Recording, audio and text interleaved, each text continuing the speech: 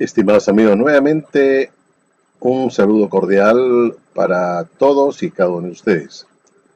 Estaba viendo en los diferentes sitios web de, de los movimientos religiosos evangélicos que proclaman que la iglesia, los cristianos, no van a tener que pasar la gran tribulación, ni siquiera van a tener que enfrentarse a la amenaza del anticristo, a lo que él va a hacer realmente en sus momentos más eh, oscuros de su gobierno. Enseñan estos hermanos evangélicos que la iglesia va a ser llevada al cielo en un abrir y cerrar de ojos antes que empiecen los 7 años de la gran tribulación, y que luego aparecerá Jesús con su iglesia al final de la gran tribulación para hacer el juicio. Es decir, para muchos hermanos evangélicos no tendrán pues que pasar por un periodo difícil, este periodo que se está ya viendo que se hace cada vez más crudo, ¿no? En estos momentos el plan del nuevo orden mundial de crear una sola moneda, un solo gobierno, una sola religión y un solo líder mundial, que es el anticristo. No tendrán los cristianos que ser probados en ese periodo de la gran tribulación, sino que van a ser salvados por Jesús, llevados al cielo, y solamente quedarán en la tierra aquellos cristianos, entre comillas, que no estuvieron preparados y que tendrán que sufrir las consecuencias de este gobierno cruel. Pero, estimados amigos, las Escrituras nos dicen todo lo contrario, que los creyentes van a tener que pasar por la prueba, por pruebas y por tribulaciones. En Hechos 14:22 dice, es necesario que a través de muchas tribulaciones entremos en el reino de Dios. O sea, no se trata de evitar las tribulaciones, sino que hay que afrontarlas, y de hecho la iglesia va a tener que sufrir tribulaciones, y ahí incluyo también la tribulación final o la gran tribulación. De hecho, estimados amigos, si bien el Señor nos puede librar de la prueba final, en el sentido que nos puede proteger, no significa eso que nos tiene que llevar al cielo. Como tampoco cuando Él anunció, el Señor Jesús, la invasión de Tito contra en el año 70, con la destrucción del templo, vino a manos de este señor, de este general Tito, ¿no es cierto? El Señor avisó que los que vieran estas cosas huyeran rápidamente a los montes, a las montañas, ¿no? y escaparan, pero no les dijo que se los iba a llevar al cielo.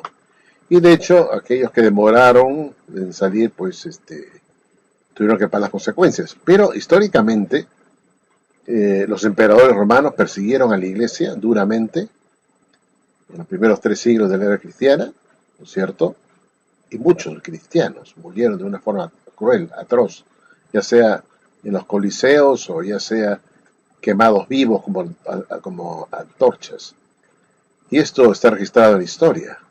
La iglesia primitiva tuvo que sufrir duro y Jesús se les previno de que sufrirían persecución a causa de su nombre.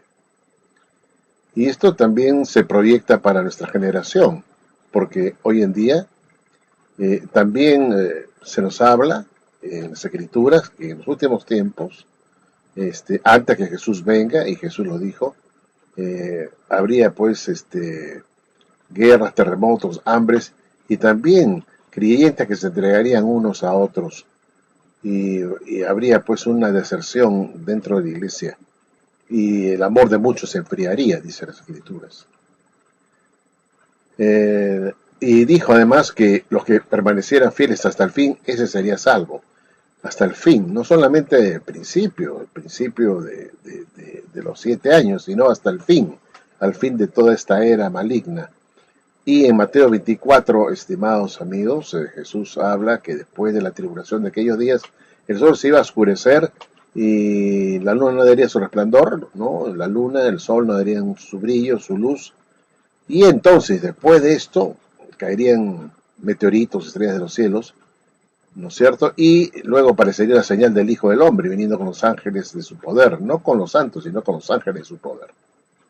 Esto ocurriría pues al final del periodo del gobierno del anticristo. Y esto es lo que no podemos negar ni olvidar. También tenemos en las escrituras que se nos dicen claramente que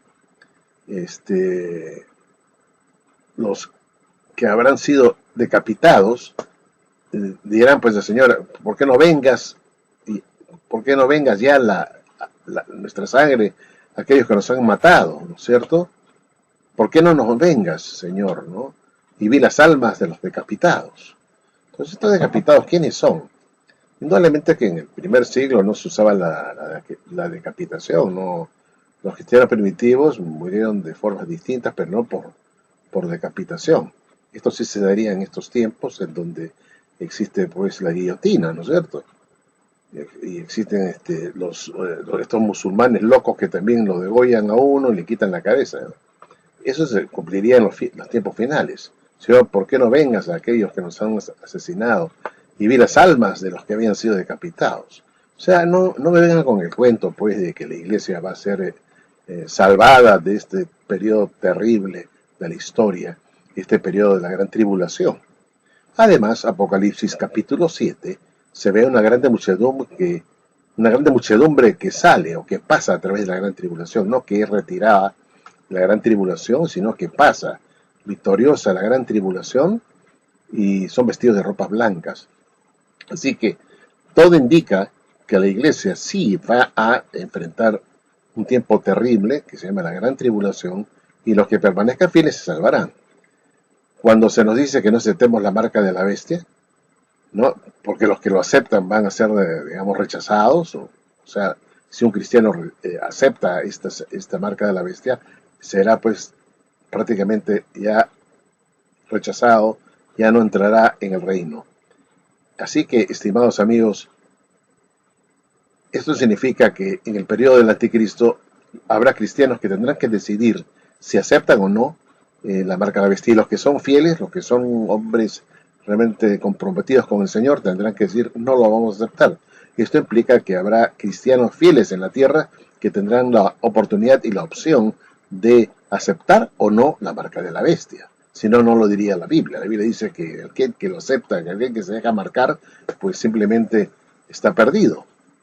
Lo que significa pues que habrá en la tierra muchos cristianos fieles que optarán por no marcarse y que terminarán finalmente, quién sabe, asesinados, degollados, ¿no es cierto? Como dice la Biblia.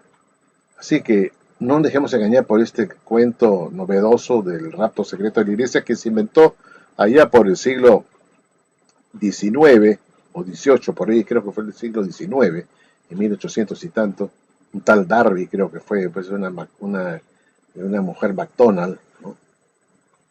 No sé si me estoy equivocando de los nombres, de los apellidos, pero fueron dos personas que inventaron, ¿no? Prácticamente este rapto secreto antes del siglo XVIII.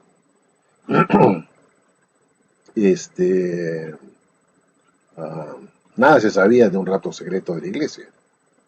Esta es una doctrina novedosa, satánica, que lo único que pretende es que los cristianos se crean seguros y no estén angustiados y que, bueno, esperan nada más que ocurran desapariciones misteriosas, ¿no es cierto?